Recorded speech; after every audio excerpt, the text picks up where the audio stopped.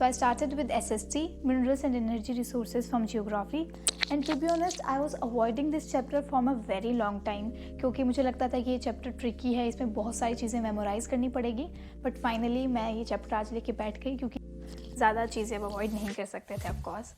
And what it was like कि मैंने coat पढ़ा था और वो कोट एकदम सही सटीक बैठ रहा है यहाँ पे कि the magic you are looking is in the things you are avoiding. मैं इस चैप्टर को इतने दिनों से अवॉइड कर रही थी, मुझे लगता था कि ट्रिकी है, नाम याद नहीं होंगे, जो नाम अभी भी मुझे याद नहीं हुए हैं. लेकिन ये चैप्टर ट्रिकी वैसे नहीं है, बिल्कुल भी बोरिंग नहीं है, बहुत इंटरेस्टिंग चैप्टर है. बार बार रिवीजन से नाम याद हो जाएंगे. नाम कुछ हार्ड है जैसे कि आयरन ओर बेल्ट है, वो नाम थोड़े टफ हैं, लेकिन बाकी सब इंटरेस्टिंग है.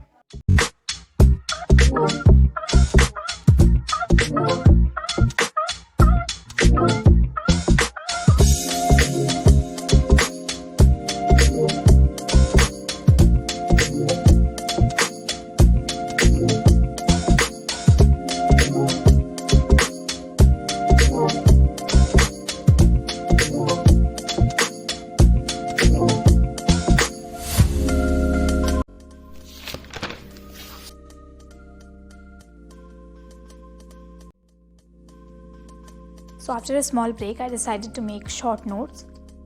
मेरे पास इस चैप्टर के नोट्स पहले भी थे बट वो थोड़े लेंदी थे, तो अभी मैं ये शॉर्ट नोट्स बना रही हूँ. इससे मेरे दो फ़ायदे होंगे. पहला ये कि ये मार्च वाले रिवीजन के टाइम मेरे बहुत काम आएंगे क्योंकि तब इतना टाइम नहीं होता है कि ज़्यादा लेंदी नोट से गो थ्रू किया जाए. और दूसरा ये कि कॉन्सेप्ट मेरा क्लियर हो गया था बट मुझे मेमोराइज़ करनी थी चीज़ें, और मेमोराइज़ नोट्स बनाते बनाते मैं खुद को समझाती हुई जा रही थी, तो it helped me to memorise faster.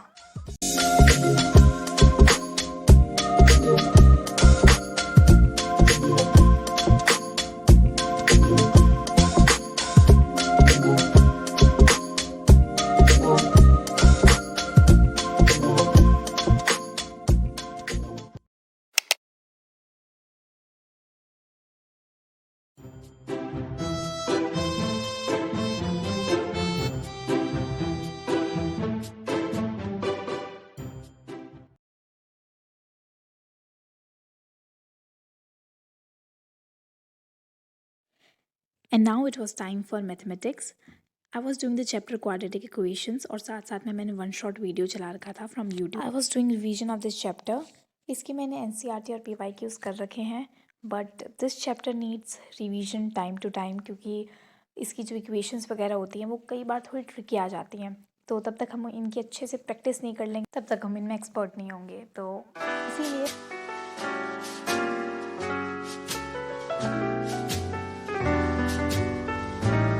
world's greatest authority in modern dancing. Perfect.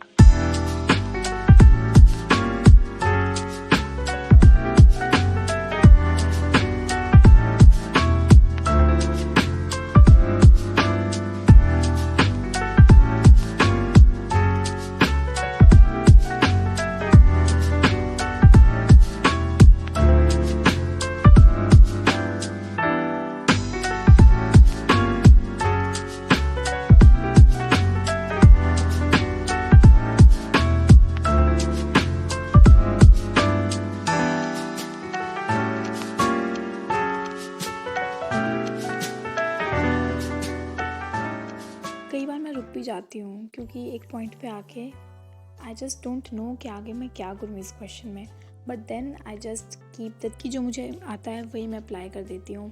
And most of the times 90% वो आंसर सही आता है.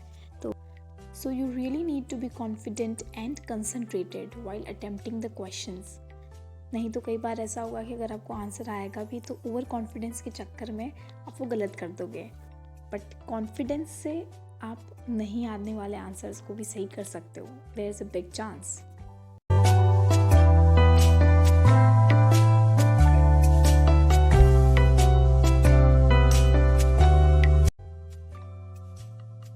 Like here I was stuck at this question. एकदम ही अटक गई थी. मतलब मेरी कैलकुलेशंस वगैरह भी सब सही थी, मैंने 2 बार चेक किया लेकिन फिर भी ये क्वेश्चन नहीं बन पा रहा था. तो ऐसे टाइम में मैंने अपने दिमाग को थोड़ा रेस्ट दिया और मैंने सोचा कि थोड़ी देर बाद वापस ट्राई करेंगे.